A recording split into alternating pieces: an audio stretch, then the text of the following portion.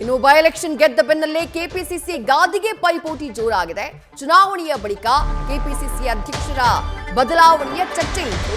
KPCC ಅಧ್ಯಕ್ಷ ಸ್ಥಾನದ ಮೇಲೆ ಕಾಂಗ್ರೆಸ್ನ ಪ್ರಭಾವಿ ಸಚಿವರು ಕಣ್ಣನ್ನ ಇಟ್ಟಿದ್ದಾರೆ. ಕಾರಣ ಇದೆ, ಅದಕ್ಕೆ ಅಧ್ಯಕ್ಷರಾದ್ರೆ ಹೆಚ್ಚಿನ ಸ್ಥಾನಮಾನ ಸಿಗಬಹುದು ಅನ್ನುವಂಥ ಲೆಕ್ಕಾಚಾರ. ಇದೇ ಕಾರಣಕ್ಕಾಗಿ ಕೆಪಿಸಿಸಿ ಸ್ಥಾನದ ಮೇಲೆ ಸಚಿವರು ಒಲವನ್ನ ತೋರಿಸಿದ್ದಾರೆ.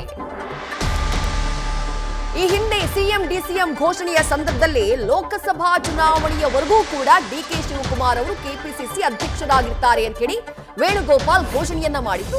ಲೋಕಸಭಾ ಚುನಾವಣೆ ಮುಗ್ದೋಗಿದೆ, ಆದ್ರೆ ಇನ್ನೂ ಕೂಡ ಕೆಪಿಸಿಸಿ ಅಧ್ಯಕ್ಷರ ಬದಲಾವಣೆ ಆಗಿಲ್ಲ.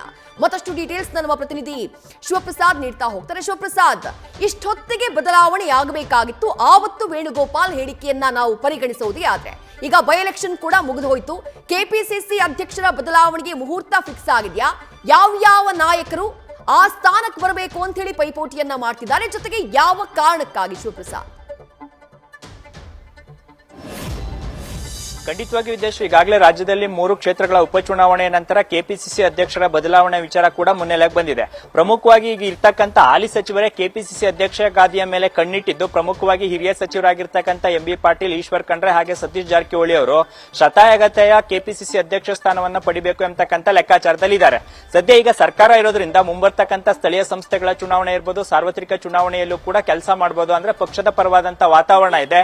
ಜೊತೆಗೆ ಕೆಪಿಸಿಸಿ ಅಧ್ಯಕ್ಷ ಗಾದಿಯನ್ನ ನಾವೇನಾದ್ರೂ ಅಲಂಕಾರ ಮಾಡಿದ್ರೆ ಸಹಜವಾಗಿ ಹೆಚ್ಚಿನ ಸ್ಥಾನಮಾನಗಳು, ಅಂದ್ರೆ ಸಚಿವ ಸ್ಥಾನಕ್ಕಿಂತಲೂ ಹೆಚ್ಚಿನ ಸ್ಥಾನಮಾನಗಳನ್ನ ಪಡಿಬಹುದು ಎಂಬತಕ್ಕಂಥ ಲೆಕ್ಕಾಚಾರದಲ್ಲಿದ್ದಾರೆ.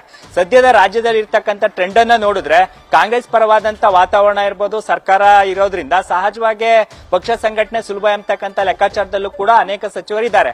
ಸದ್ಯ ಈಗ ಸಚಿವರಾಗಿರ್ತಕ್ಕಂಥವ್ರು ಕೆಪಿಸಿಸಿ ಅಧ್ಯಕ್ಷ ಸ್ಥಾನವನ್ನ ಹೈಕಮಾಂಡ್ ನಮ್ಮನ್ನ ಪರಿಗಣಿಸಿದ್ದೇ ಆದಲ್ಲಿ ಕೆಪಿಸಿಸಿ ಹುದ್ದೆಯಿಂದ ನಾವು ಅಂದ್ರೆ ಸಚಿವ ಸ್ಥಾನದಿಂದ ನಿರ್ಗಮಿಸಲಿಕ್ಕೂ ಕೂಡ ಸಿದ್ಧವಾಗಿದ್ದೀವಿ ಎಂಬತಕ್ಕಂಥ ಸಂದೇಶವನ್ನ ರವಾನೆ ಮಾಡಿದ್ದು.